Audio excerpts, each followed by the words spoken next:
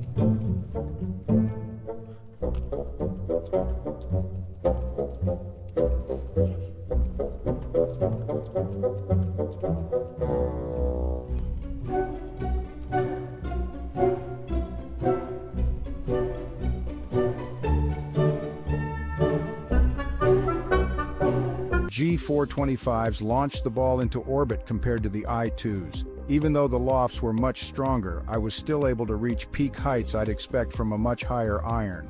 My 5-iron shots were soaring to distances I couldn't even dream of with the I2s. But it wasn't just about distance, it was about forgiveness. Shots that I slightly mishit were still finding their way to the target, something the I2s would never let me get away with. When it came to accuracy, the I2s held their ground. Their tight grouping reminded me why they became such an icon in the first place. But the G425s brought a level of consistency and power that made my best swings feel effortless. The only downside was the sound. They had a bit of a hollow metallic ring that took some getting used to, almost like hitting a fairway wood. Not exactly the crisp thwack that I adored with the I2s, but that's a small price to pay for the performance boost. In the end, while my nostalgic heart will always belong to the Ping G2s, the G425s have undoubtedly won me over with their sheer speed, forgiveness, and modern flair. They might not have the legendary status of their predecessor yet, but these irons are a force to be reckoned with. The I2 will forever be a symbol of my youth and passion, but the G425s are the future of my game. And who knows, maybe with these new tools I can reclaim some of that long-lost distance and continue to make my mark on the course.